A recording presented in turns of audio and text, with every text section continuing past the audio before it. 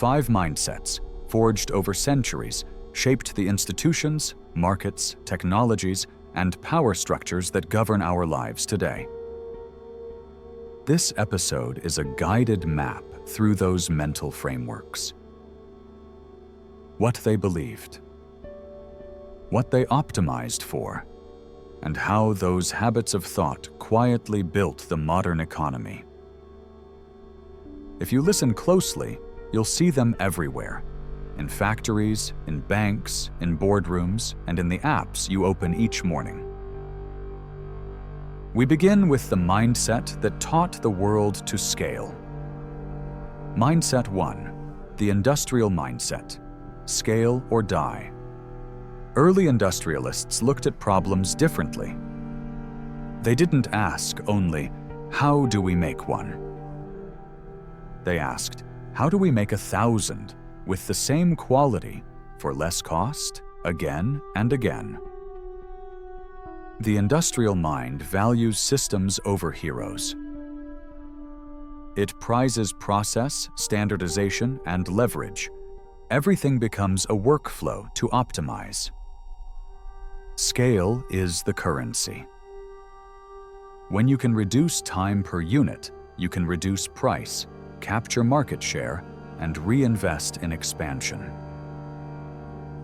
This mindset turned cottage crafts into multinational empires. It taught companies to measure output, to replace intuition with metrics, and to chase efficiency relentlessly. Today, the industrial mindset lives in cloud automation, in logistics networks, and in any product engineered to serve millions without breaking. Its danger is rigidity. When systems ignore humans, they become brittle. But its virtue is undeniable. It created abundance at scale. Mindset 2, the capitalist investor. Let money work for you. Capitalism is a way of thinking about time and risk. Where the industrial mind asks how to produce more, the investor mind asks how to diversify resources to generate asymmetric returns over time. Rockefeller, Morgan, or Warren Buffett are examples of the investor mind. They are from different eras, but share the same habit: patient allocation. This mindset prizes compounding over drama. It sees money not as a scoreboard, but as a force that can be applied, quietly, repeatedly, to build power. Risk is not avoided, it is managed. Investment frameworks evaluate edge, margin, and optionality.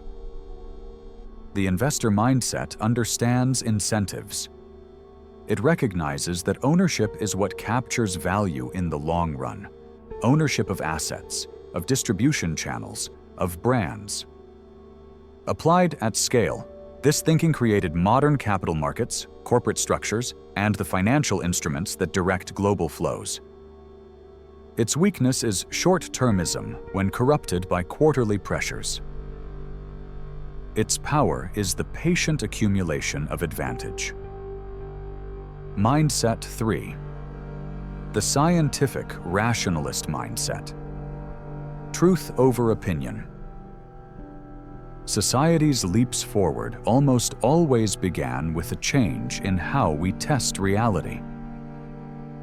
The scientific mind treats hypotheses like experiments. It values evidence over rhetoric, verifiability over dogma, and iteration over certainty. Newton, Pasteur, and the Enlightenment thinkers, they didn't merely collect facts. They wanted ways to tell which claims were true and which were just persuasive stories.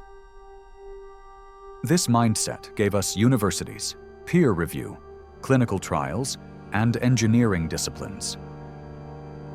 It encourages us to break models, to measure outcomes, and to change course based on data. In business, science turns into measurement, cash flows, relative margin, or feedback loops. Technology would not advance without this habit of thought. But the scientific mindset's blind spot is arrogance, the assumption that all meaningful questions can be measured. Still, its adoption is why we live longer, communicate faster, and can build software that scales. Mindset 4. The entrepreneurial disruptor mindset. Break the game. Where the industrialist optimizes within rules, the disruptor asks whether the rules are worth following at all. Steve Jobs, Bezos, or Tesla's founders, they looked at industries and asked, what would happen if we rewired the assumptions? This mindset prizes first principles thinking. It is comfortable with ambiguity, indifferent to convention, and hungry for dramatic outcomes. Instead of taking the safe route of gradual progress, the entrepreneur takes risks to change what people want. It values product-market fit, but also a willingness to cannibalize existing revenue if a better model emerges. Where engineers build systems, entrepreneurs rip them apart and reassemble them for new use. This mindset birthed the platform economy, changed how distribution works, and rewired consumption patterns. Its danger is hubris, building castles of scale on weak foundations. But its reward is transformation, whole industries reimagined by a single bold idea. Mindset 5. The strategic geopolitical mindset. Think in centuries. Some thinkers operate on a different clock. They think in supply chains, alliances, and systems that play out over decades. Sun Tzu, Machiavelli, and modern state strategists, they model power as positions of influence, not one-off victories. This mindset understands leverage at scale, control of resources, of trade routes, of information. It is not merely military, it is economic, cultural, and informational. Nations and corporations that think strategically invest in redundancy, influence, and optionality. They build networks of dependency that outlast personalities. In modern economy, strategic thought shapes national policy, global supply chains, and the dynamics of currency and trade. Its risk is cold calculation that ignores individual welfare. But its necessity is clear. Without strategic thinking, short-term gains collapse under long-term vulnerabilities. None of these frameworks operates in isolation. The industrial mindset supplies scale. The investor mindset supplies capital. The scientific mindset supplies truth-seeking methods. The entrepreneurial mindset supplies disruption. The strategic mindset supplies horizon and protection. Together they form the scaffolding of the modern world. When aligned, they create resilient systems that learn, scale, fund, and defend themselves. When misaligned, they produce crises, runaway complexity, financial bubbles, harmful tech, and fragile supply chains. Understanding which mindset dominates a situation gives you predictive power.